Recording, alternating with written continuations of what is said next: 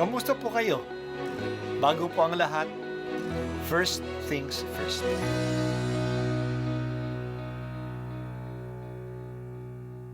Good morning po. Sinisimulan po natin ngayon ang first things first. At dito po, tinatalakay natin sa unang bahagi ng umaga natin ay ang first readings na binabasa po sa banal na misa. Ito pong tinatalakay natin kasi madalas po kasi marami na tayong alam tungkol sa gospel readings. Pero konti po ang nagsasalita sa first readings. Pero ang first readings, bahagi din po yan ng Biblia, ng banal na kasulatan. Kaya susubaybayan po natin ang mga first readings, basahin po natin at kuminsan kailangan ng basahin ng 2 o 3 beses bago maintindihan kasi hindi po tayo sa familiar sa mga istorya at sa mga kaisipan na tinatalakay dito. Ang pagbasa mula sa mga gawa ng mga apostol noong mga araw na iyon, ibig matiyak ng pinuno kung ano nga ang sakdal ng mga Hudyo laban kay Pablo, kaya't pinagpulong niya kinabukasan ang mga punong saserdote at ang buong Sanhedrin. Saka kinalagan si Pablo, ipinanaog at iniharap sa kanila.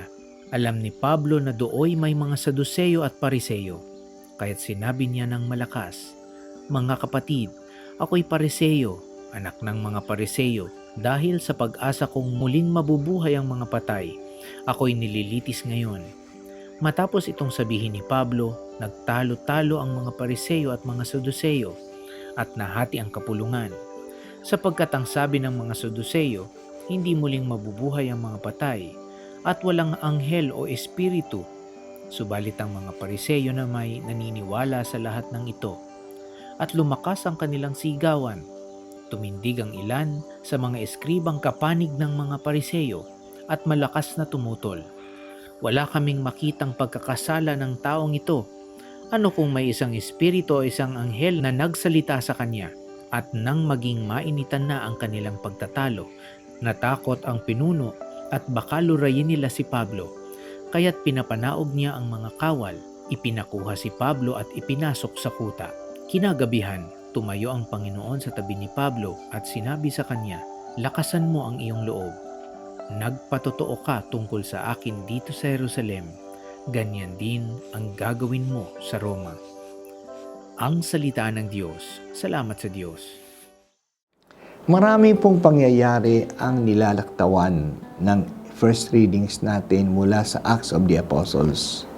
Kaya kung ibig ninyong masundan ang mga pangyayari na interesting naman, ang mungkahi ko ay basahin ninyo ang mga chapters 20 hanggang 22.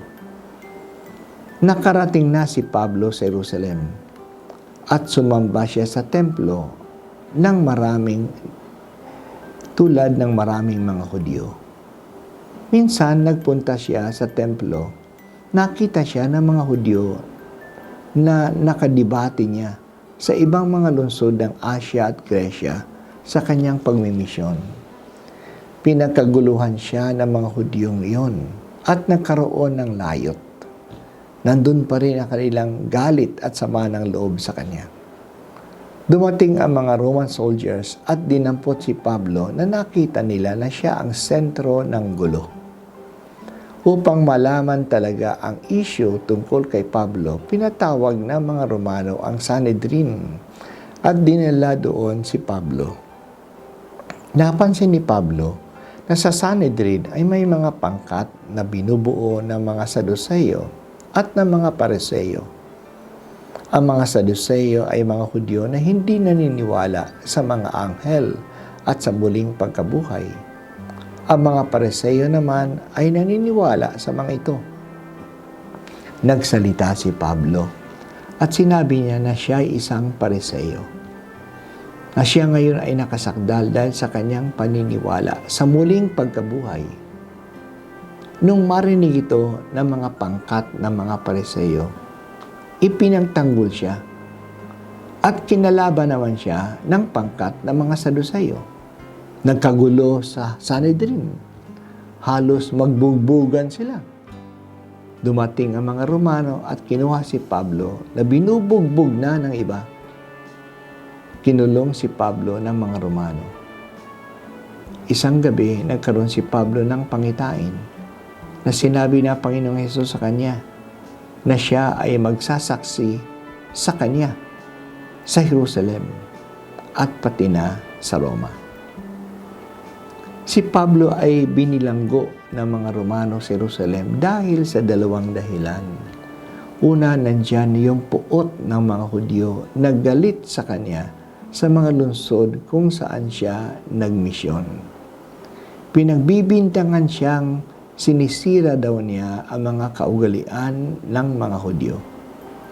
At pangalawa, dahil na hindi pagkakasundo ng mga Hudyo mismo. Ang paniniwala sa muling pagkabuhay ni Jesus ay isang kontrobersiya sa mga Saduseyo na hindi naniniwala sa muling pagkabuhay.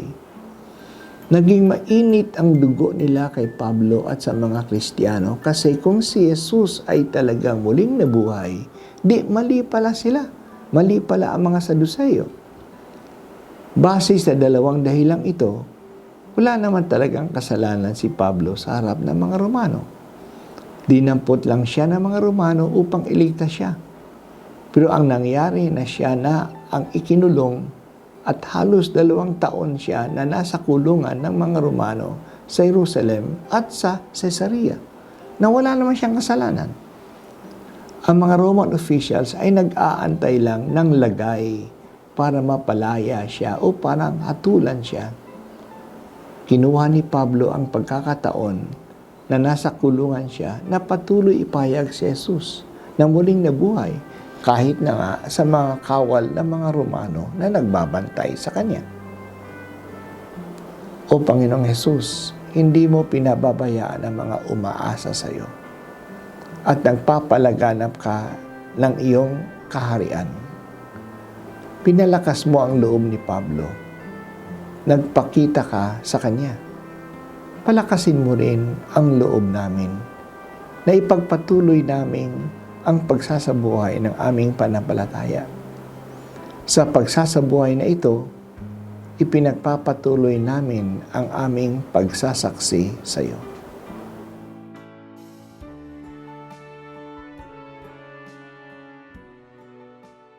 At ako po ay si Bishop Broderick Pabilio dito sa First Things First.